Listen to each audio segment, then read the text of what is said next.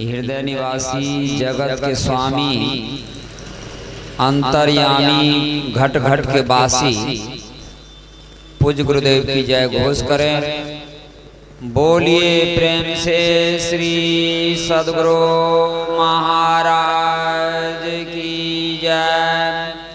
श्री सद्गुरु महाराज की जय। श्री सद्गुरु महाराज की जय।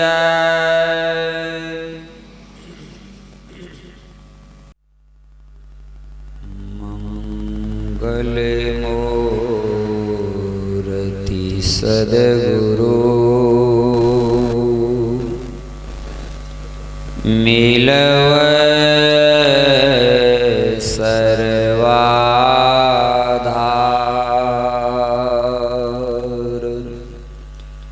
मंगलमय मंगल करण बिन बारंबार।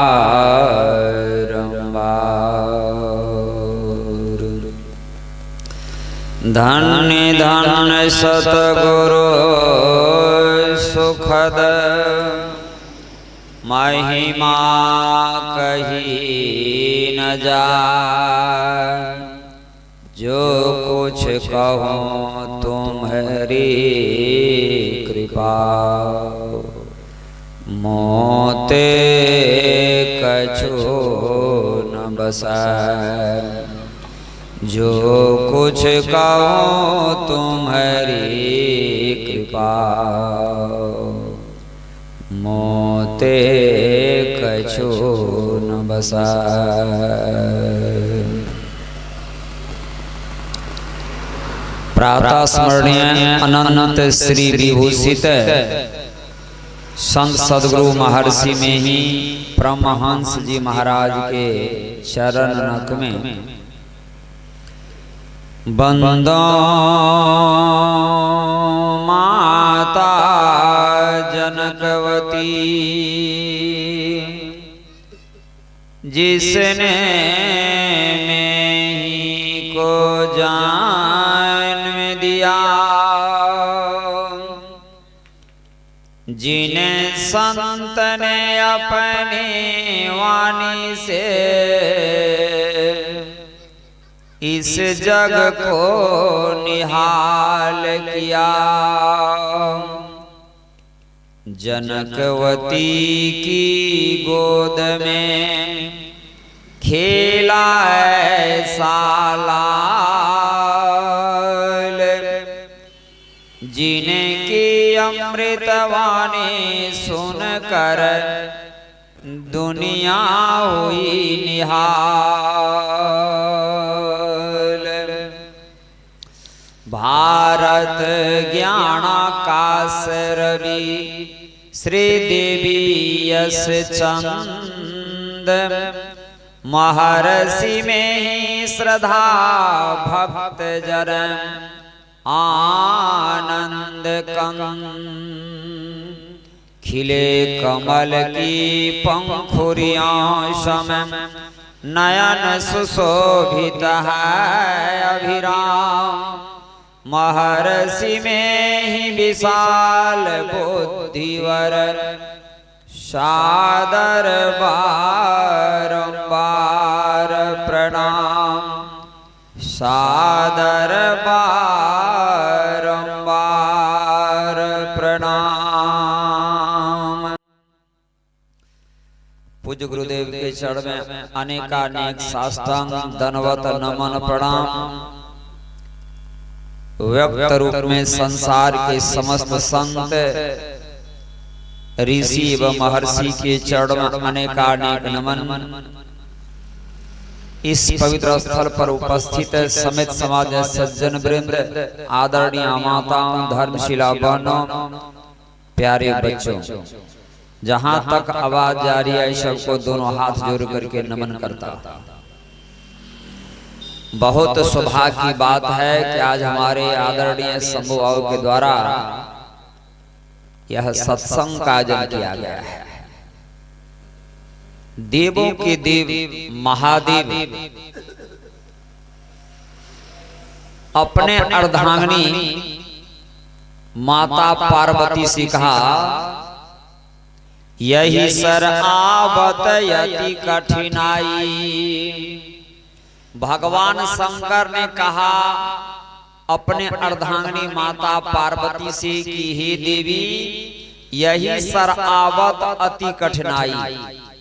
सत्संग में आना बहुत कठिन काम है।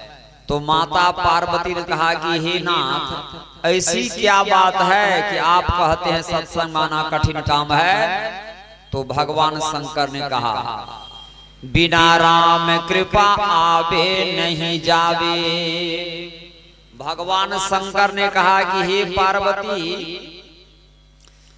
कोई लाखपति बन जाते हैं, करोड़पति बन जाते हैं, अरबपति बन जाते हैं।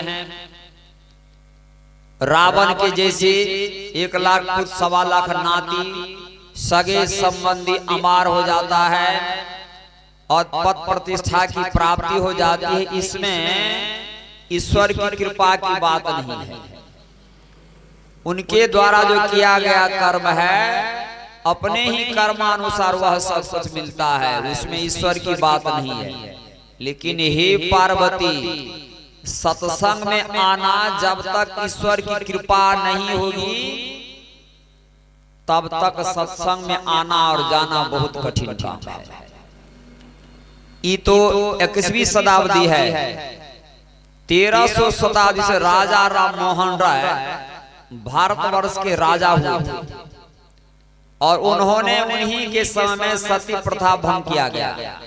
उन्होंने कहा, think of God the all pressure mental want pain ignorant liberty never again.